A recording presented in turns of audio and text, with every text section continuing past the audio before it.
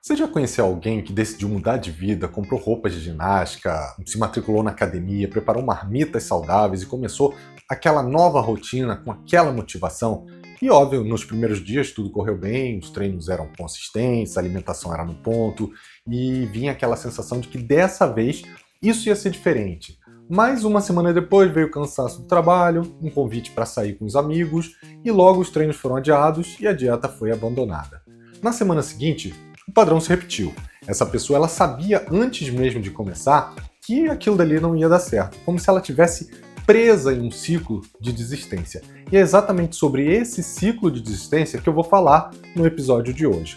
Meu nome é Bruno Ribeiro, eu sou coach, especialista no desenvolvimento da autodisciplina e eu estou aqui para te ajudar a construir os melhores hábitos para transformar a sua vida, trazendo ali mais foco, mais produtividade, mais motivação. E se você for novo por aqui, não tem problema, assina o canal para que você possa receber toda semana um conteúdo exclusivo que vai te tirar da zona de conforto e gerar aquela energia que você precisa para parar de procrastinar, para agir de verdade na sua vida. Se você preferir, você também pode acompanhar a gente pelos outros canais, LinkedIn, Instagram, que eu vou deixar aqui na descrição do episódio.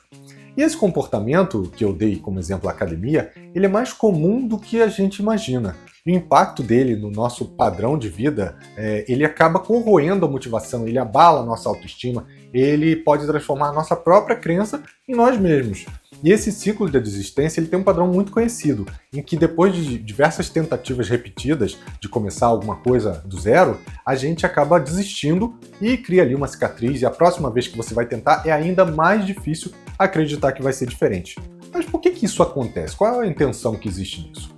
Embora possa parecer irracional, repetir um ciclo que só traz ali frustração, existe uma intenção positiva oculta por trás disso. De acordo com a neurociência, o nosso cérebro é desenhado para evitar o sofrimento e buscar o prazer, né? Como a gente já conversou algumas vezes aqui. E quando a gente está diante de uma meta desafiadora, como perder peso, ou ter uma vida mais saudável, passar numa faculdade, o nosso cérebro ele pode entrar em um estado de aversão a risco, optando ali por evitar aquele desconforto imediato. E o psicólogo Daniel Kahneman, ele chama isso de aversão à perda. A gente tem um medo natural de fracassar, de sentir dor, de ser derrotado. Então desistir é uma forma de autoproteção. O ato de desistir poupa a gente de um potencial fracasso futuro, protegendo ali a nossa autoestima de um novo golpe. O problema é que essa solução é apenas temporária, né? A gente sabe que a gente vai ter que lidar com as causas do medo e alimentar essa desistência no momento futuro. E com tantos ciclos de desistência, a nossa cabeça ela começa a entrar num estado de exaustão emocional e mental.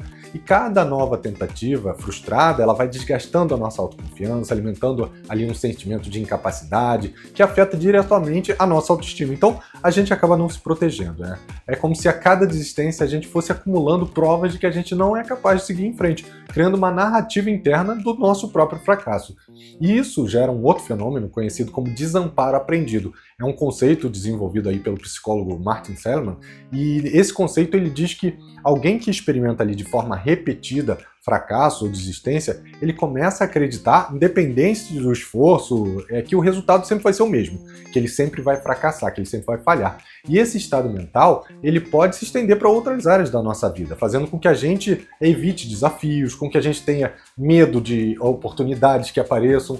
E esse ciclo de desgaste mental e emocional, ele não impacta só a nossa capacidade de realizar ali nossas metas pessoais e profissionais, mas também interfere no nosso bem-estar geral, aumentando o risco de transtorno, como por exemplo a ansiedade, a depressão. E você já deve ter ouvido, obviamente, falar de histórias de pessoas que se matricularam em vários cursos ao longo de anos, mas nunca concluíram nenhum, e toda vez que o curso fica ali difícil ou aparece alguma coisa em paralelo, essa pessoa se sente sobrecarregada e ela acaba abandonando, né? Curso, faculdade, até academia. E anos depois ela se vê ali no mesmo cargo, vendo os colegas evoluírem, e ela permanece estagnada onde ela estava, se sentindo frustrada e incapaz de evoluir, né? Sendo na mesma situação. Isso acontece, obviamente, também no relacionamento pessoal, né? Namorados, maridos, esposas. Depois de briga, vem sempre aquela promessa: eu vou mudar, eu vou ser mais atencioso, eu vou ser mais carinhoso. E aí, depois de algumas semanas, parece que tudo volta ao que era antes. E mesmo com esse sentimento de culpa,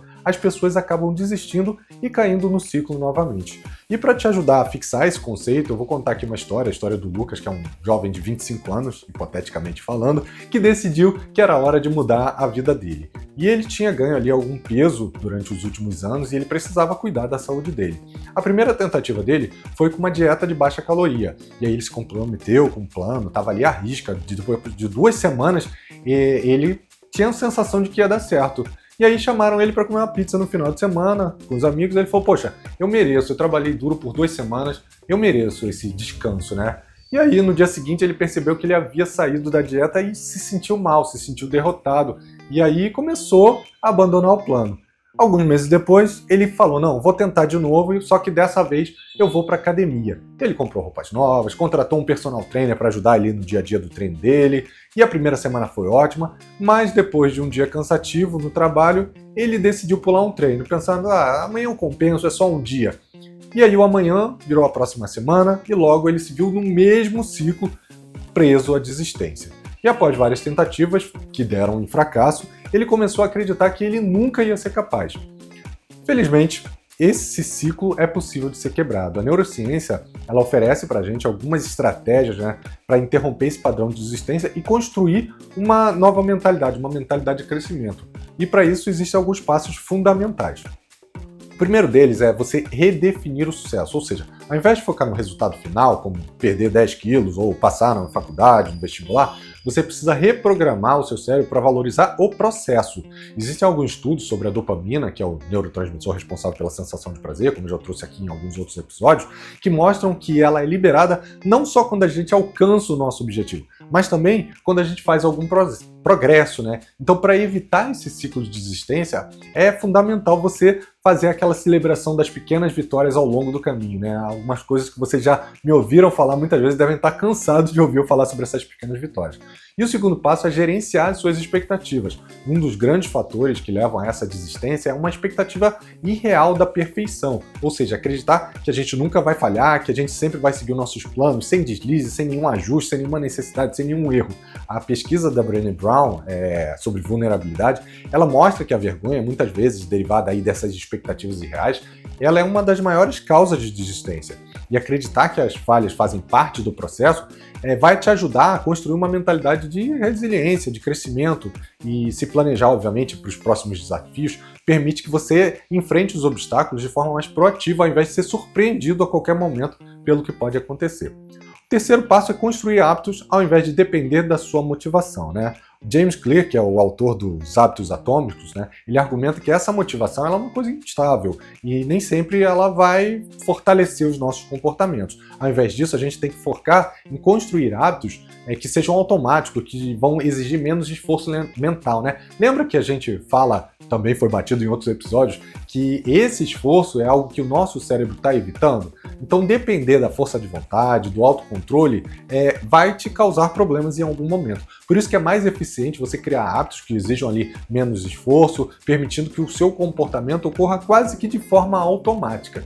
E por fim, reconheça e trabalhe nas suas emoções subjacentes, ou seja, é fundamental reconhecer as emoções que alimentam esse seu ciclo de desistência. Questões como medo do fracasso, vergonha, baixa autoestima e até traumas passados, eles podem ser a raiz do seu problema de desistência. Trabalhar essas questões em uma terapia ou com técnicas de autorreflexão podem ser, assim, a chave para você sair desse ciclo, quebrar, né, esse ciclo. E anotar o que você pensa, o que você sente no momento em que você está sendo engatilhado para desistir. Isso daí vai te ajudar bastante. E os ciclos de desistência, eles não são uma fraqueza de caráter, e sim um reflexo de como o nosso cérebro ele é programado para evitar esse desconforto, proteger a nossa autoestima. Quando você entende essas causas subjacentes, emocionais, psicológicas, neurológicas, a gente consegue adotar algumas estratégias que promovam, sim, ações como essas que a gente conversou aqui. Então, saia desse ciclo, coloque tudo que a gente falou aqui em prática, tudo que você aprendeu aqui, que com certeza você vai mudar a sua mentalidade, o seu comportamento e, consequentemente, os seus resultados. Eu espero que vocês tenham gostado do conteúdo dessa semana. Toda semana a gente tem um novo conteúdo, então não deixe de assinar o canal, de dar o seu review, de curtir, de compartilhar esse conteúdo com pelo menos uma pessoa para que ele possa chegar a mais pessoas e a gente se vê semana que vem. Um abraço e até lá, pessoal. Tchau, tchau.